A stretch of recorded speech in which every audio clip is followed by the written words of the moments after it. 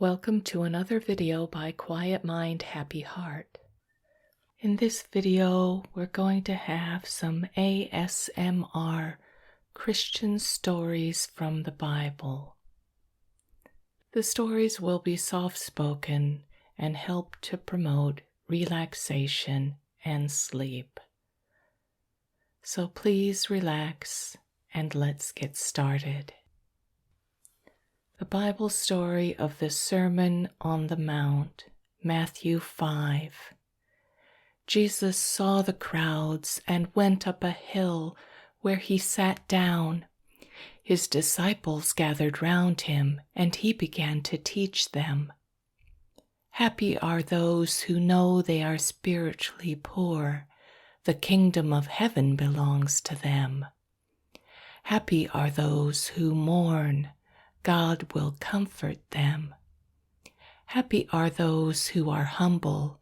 They will receive what God has promised. Happy are those whose greatest desire is to do what God requires. God will satisfy them fully.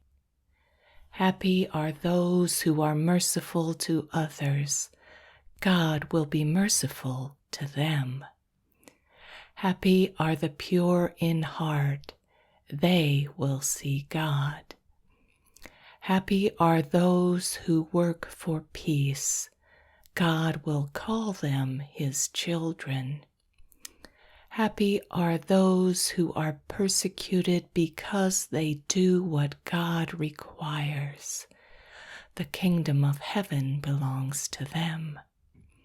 Happy are you when people insult you and persecute you and tell all kinds of evil lies against you because you are my followers.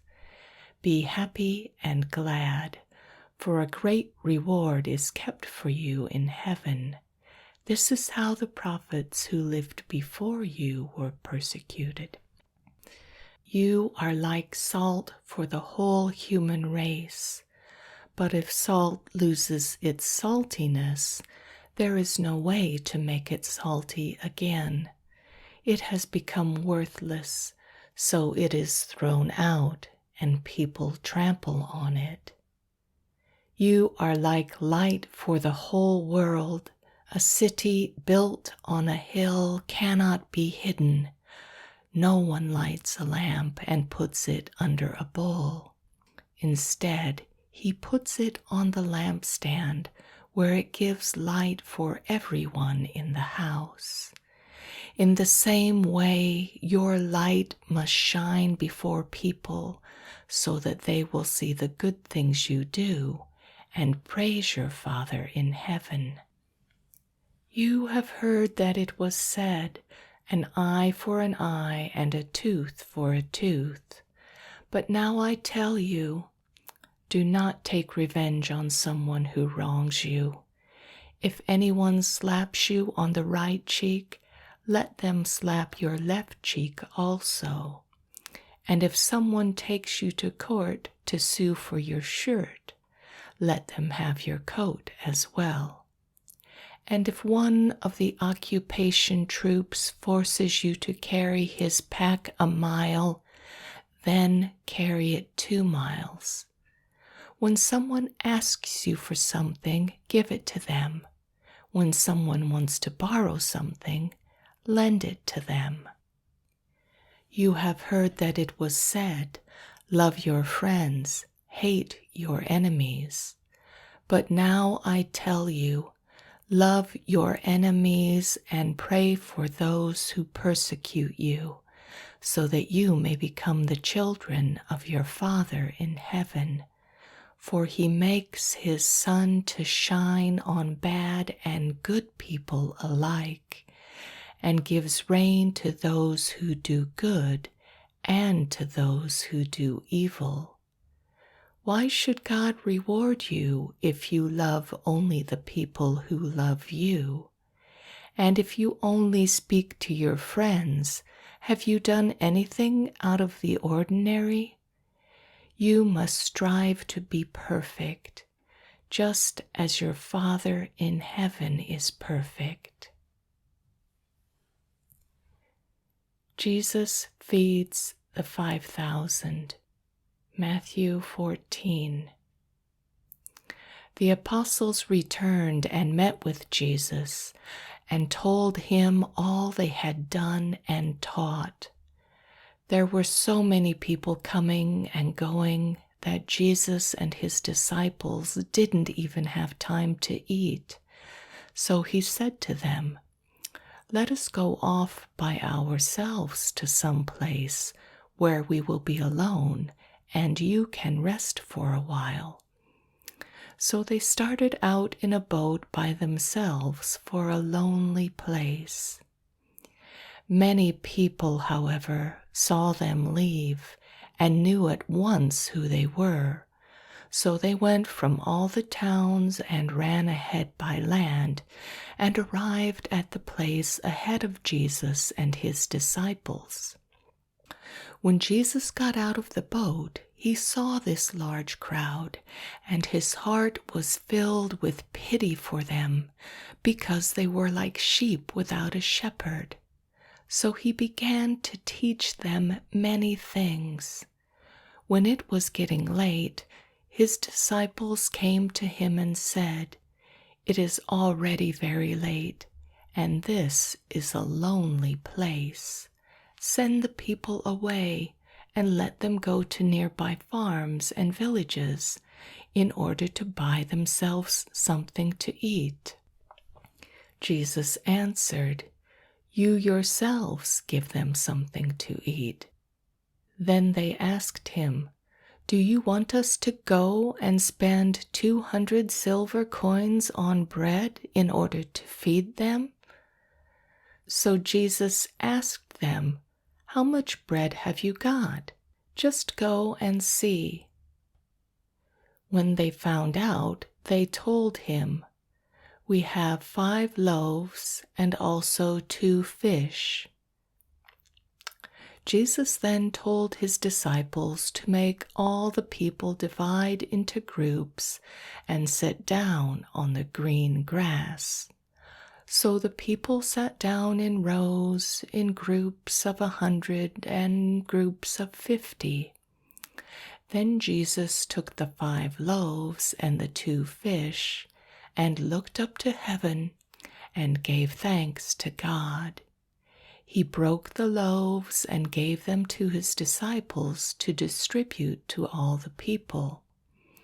He also divided the 2 fish among them all, and everyone ate and was satisfied.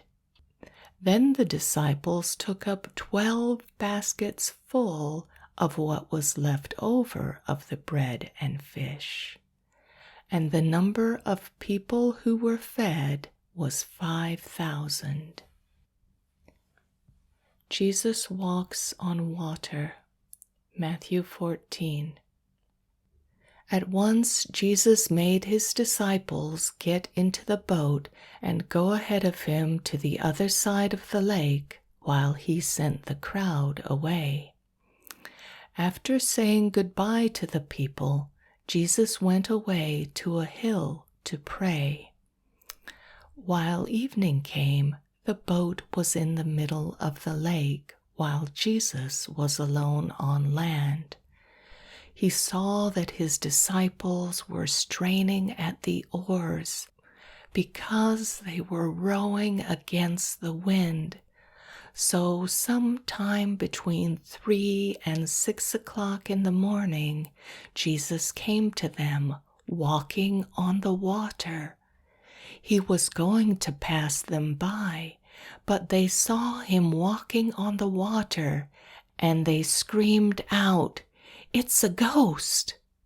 They were all terrified when they saw him. Jesus spoke to them at once and said, "Courage! It is I. Do not be afraid." Then he got into the boat with them, and the wind died down. The disciples were amazed because they had not understood the real meaning of the feeding of the 5,000, their minds could not grasp it. Jesus heals the sick. Matthew 14. They crossed the lake and came to land where they tied up the boat. As they left the boat, people recognized Jesus at once. So they ran throughout the whole region, and wherever they heard he was, they brought to him sick people lying on their mats. And everywhere Jesus went, villages, towns, or farms, people would take those who were ill to the marketplaces and beg him to let them touch the edge of his cloak, and all who touched it were made well.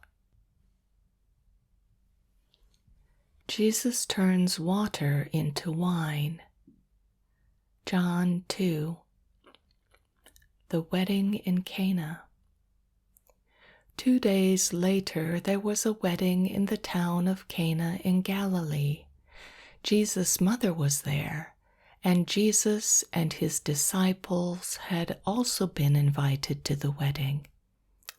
When the wine had been given out, Jesus' mother said to him, "They have no wine left." Jesus replied, "My time has not yet come."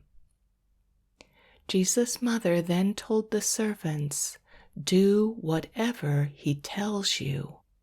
For the purpose of washing, there were 6 stone water jars there, and each one was large enough to hold about 25 gallons. Jesus said to the servants, "Fill these jars with water."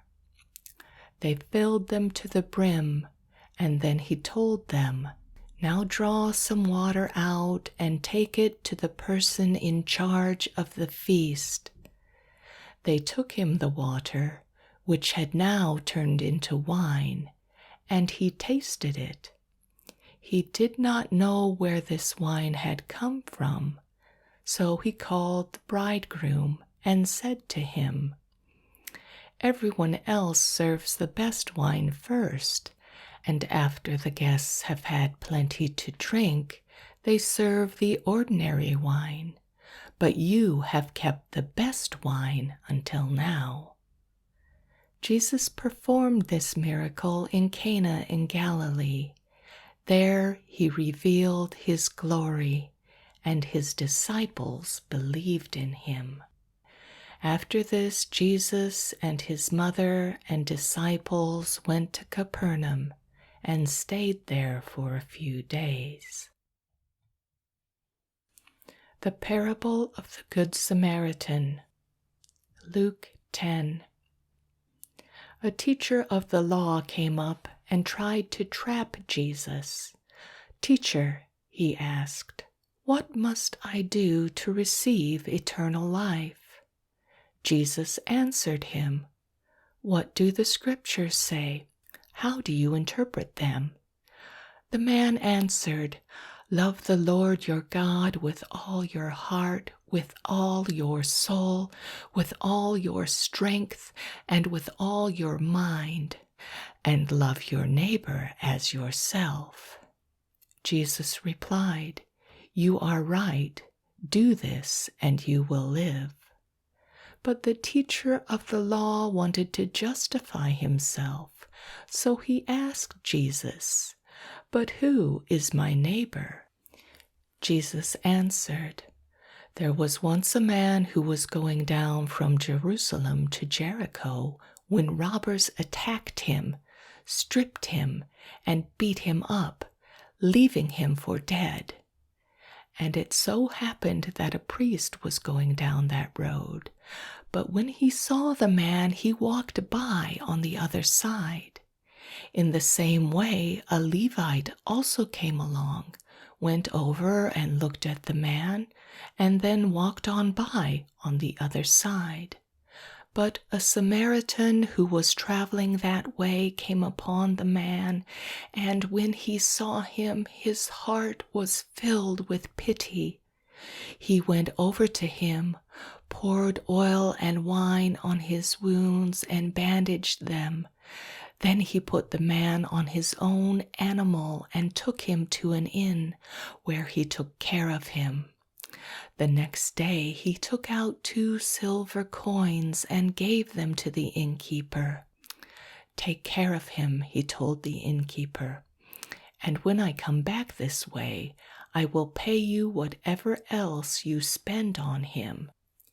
And Jesus concluded, "In your opinion, which one of these 3 acted like a neighbor toward the man attacked by the robbers?"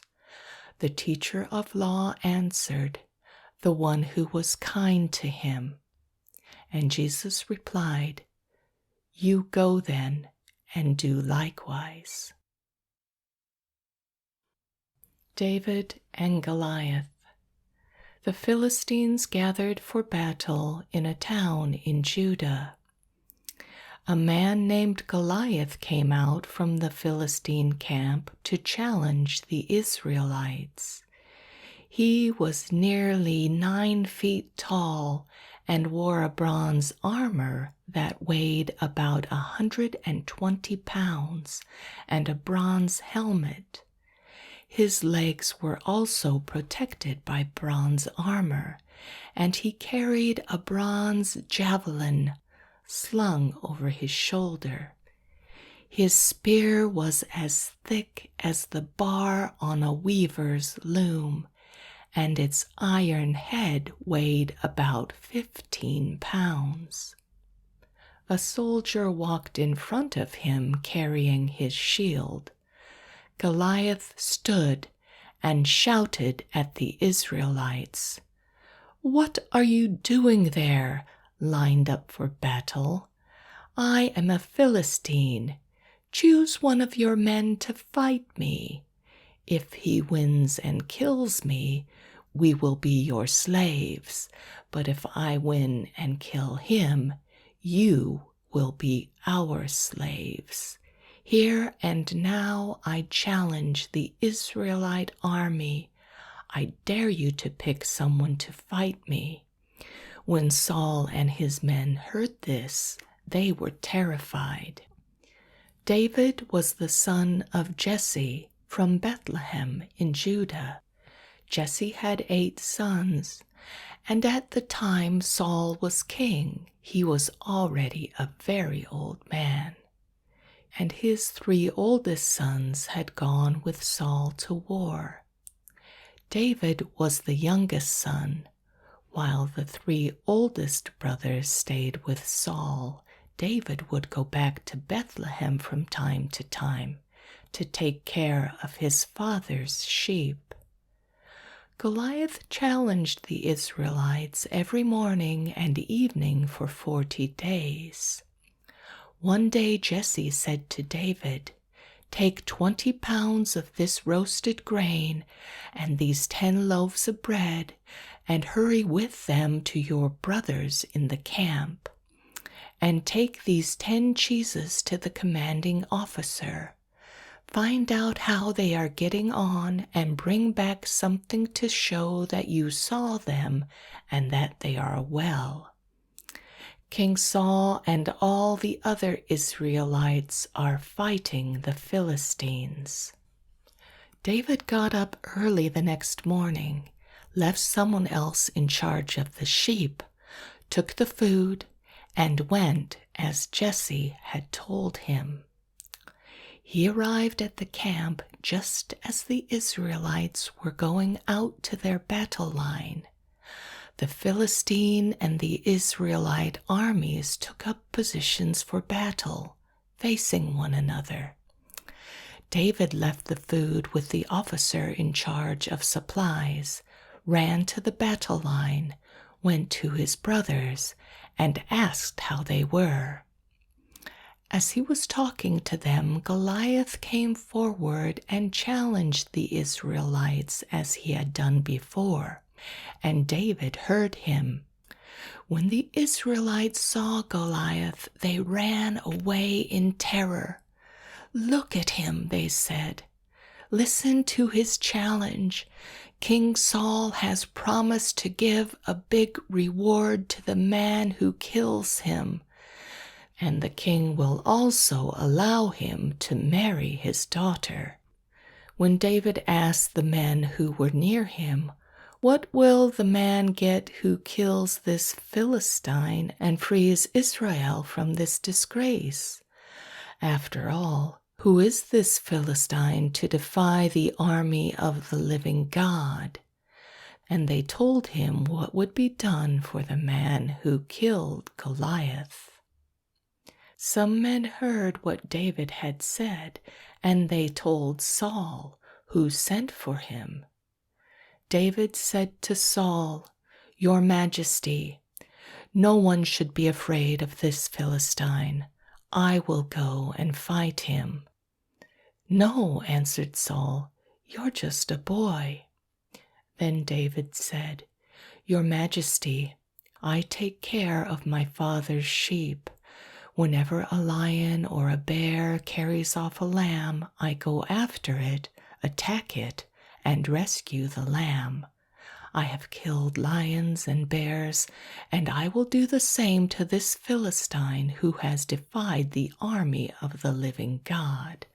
The Lord has saved me from lions and bears, and he will save me from this Philistine." Saul answered him, "All right then, go, and the Lord be with you." Then he gave his own armor to David for him to wear, a bronze helmet which he put on David's head, and a coat of armor. David strapped Saul's sword over the armor and tried to walk, but he couldn't because he wasn't used to wearing it. "I can't fight with all of this," he said to Saul. "I'm not used to it." So he took it all off, and he took his shepherd's stick, and then picked up 5 smooth stones from the stream and put them in his bag. And with his slingshot ready, he went out to meet Goliath. The Philistine started walking towards David, and then he said, "What's that stick for? Do you think I'm a dog?" David answered him, "You are coming against me with sword, spear, and javelin, but I come against you in the name of the Lord God Almighty, the God whom you have defied. This very day the Lord will put you in my power, and I will defeat you, and everyone here will see that the Lord does not need swords or spears to save his people. He is victorious in battle, and he will put all of you in our power." Goliath started walking toward David again, and David ran quickly toward the Philistine to fight him. He put his hand into his bag and took out a stone, which he slung at Goliath. It hit him on the forehead, and Goliath fell face downward on the ground. And so, without a sword, David defeated and killed Goliath with merely a slingshot and a stone. That is the end of these ASMR Christian stories from the Bible to help you relax and sleep. Thanks so much for joining us.